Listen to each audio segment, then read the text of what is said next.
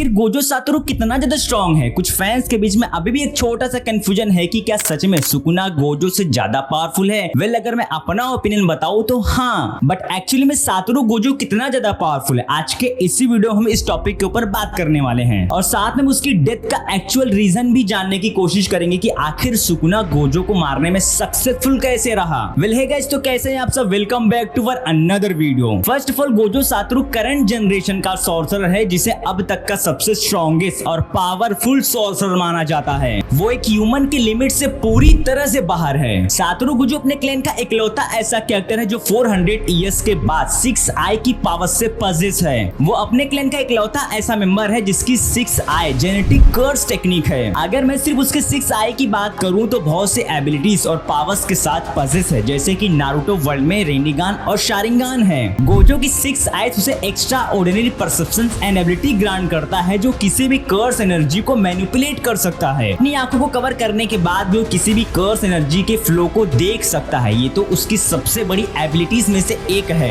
वो small details को भी नोटिस कर सकता है और कई किलोमीटर तक दूर वो बड़े क्लियरली देख सकता है। उसका विजन एक नॉर्मल ह्यूमन के कंपेयर में बहुत ज्यादा है। गोजो जब भी किसी से फाइट करता है तब उसकी कर्स एनर्जी कभी भी खत्म नहीं होती है और उस बैटल के दौरान वो अपनी कर्स एनर्जी को सबसे एफिशिएंटली तरीके से यूज करता है। गोजो का जो भी उसकी कर्स एनर्जी पर कॉम्प्लेक्स कंट्रोल है वो सभी उन टेक्निक को लाइफ टाइम तक ऑपरेट कर सकता है। क्रिएटर्स ने उसे जेजेके का सबसे पावरफुल सोर्सर के नाम से आइडेंटिफाई किया है जो कि 100% सच है। गोजो की लिमिटलेस टेक्निक और उसकी 6 आई उसे अनस्टॉपेबल बनाती है। जुजुत्सु काइसेन में गोजो स्पेस को मैनिपुलेट कर सकता है और इसमें आने वाली वो सभी कर्स एनर्जी को पावरलेस कर सकता है। अगर मैं यहाँ पर सुकुना को काउंट ना करूँ तो सच में गोजो सबसे ज्यादा पावरफुल सोर्सर है, क्योंकि सुकुना ने खुद ही कहा था कि ह्यूमन के कंपेयर में तुम सबसे ज्यादा स्ट्रॉन्ग और पावरफुल हो। मैं अब तक जिनसे भी लड़ा उनमें वो वाली बात नहीं है जो तुम में वो बात मुझे दिखी। सुकुना जिसे कर्स ऑफ किंग भी कहा जाता है, आखिर वो सभी कर्स टेक्निक का क्रिएटर जो है। सुकुना और गोजो के फर्स्ट बैटल के बाद से ही उसने डिसाइड कर लिया था कि वो रिलीज होते ही गोजो को सबसे पहले मारेगा।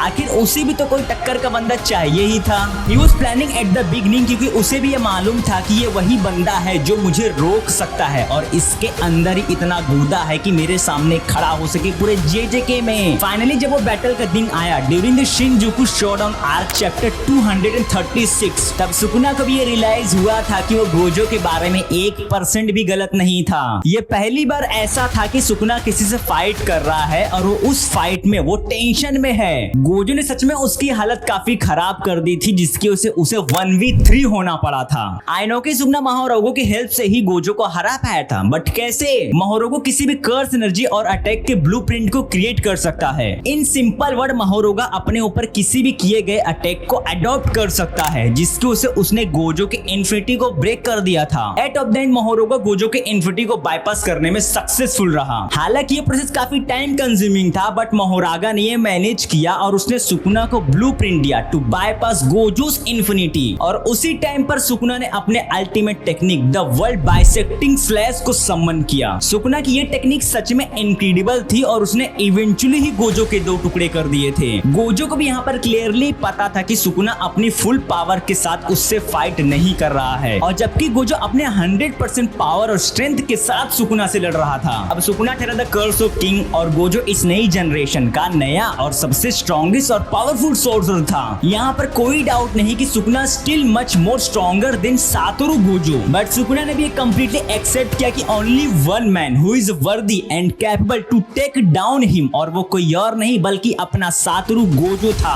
गोजो ने खुद को बहुत ट्रेन किया था सुकुना को हराने के लिए, बट इतना एनफ नहीं था। अब वो भले ही 6 आई की पावर से पजेस है, बट वो सुकुना को स्टिल नहीं हरा सकता था। हाँ, एक टाइम के लिए तो यहाँ पर सुकुना की भी गांड फट जाती है कि कोई ऐसा भी हो सकता है क्या जो मेरे लिमिट तक मुझे लेके जा सके। अगर सुकुना अपनी लिमिट्स को पुश करता तब उसकी दिक्कतें बढ़ सकती थी गोजो को हराने में। आखिर उसकी इज्जत का जो सवाल था।